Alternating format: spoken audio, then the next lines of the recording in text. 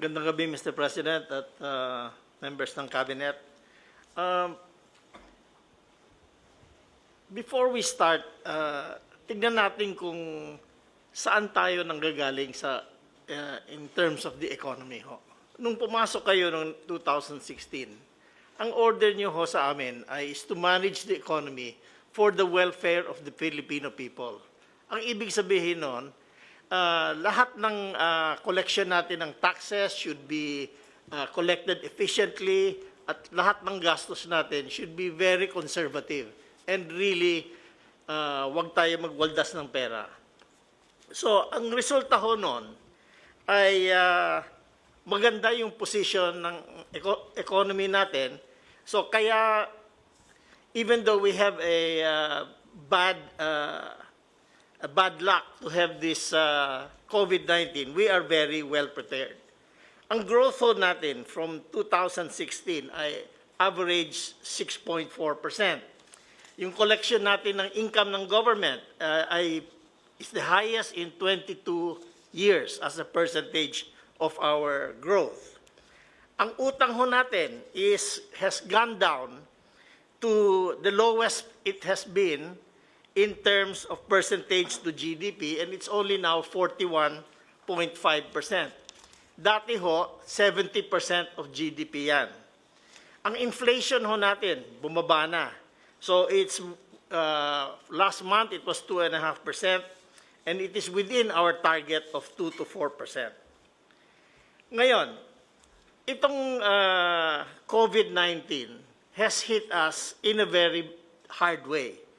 Ang katotohanan lang, ang estimate natin, our GDP growth will be 0 or -1%. Ang temporary unemployment natin will be 1.2 million workers. Pero this is in comparison with the lowest unemployment rate ever achieved in the Philippines. For the economies ho, tignan din natin yung budget deficit natin from 3.2%, lalaki ng 5.3%. In other words, we will be spending more than we will be collecting. But we are spending more in order to save the people and make sure that they have food on the table during this time. So, ang debt to GDP natin ho, tataas from 41%, siguro aabot ng 47%.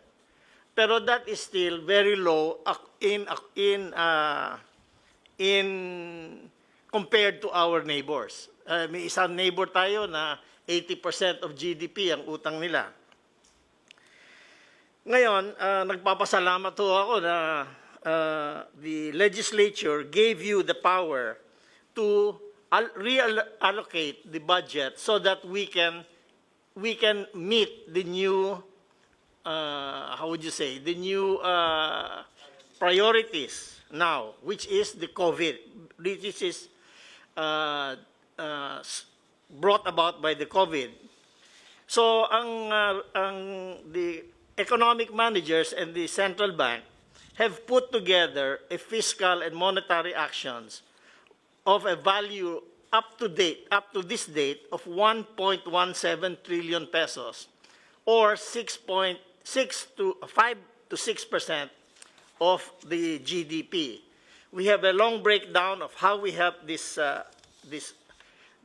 program, but mostly it was to provide subsidies for the low-income families and workers of the small and medium enterprises.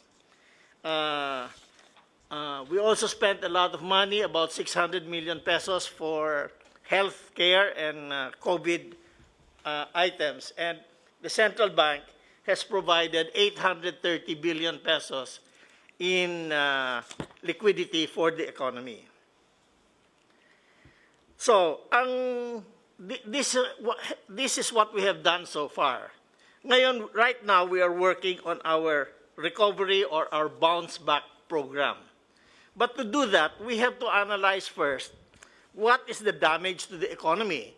So we have a survey, and we have already received 44,000 respondents, and we will analyze that para matignan natin kung saan ang malaking damage sa tourism, sa manufacturing, at saka anong mga companies na natamaan ng masama, either small and medium enterprises or yung mga big corporations.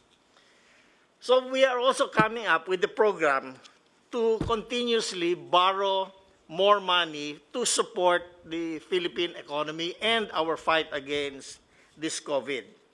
Right now, tinatap natin yung mga kaibigan natin sa ADB at saka sa World Bank.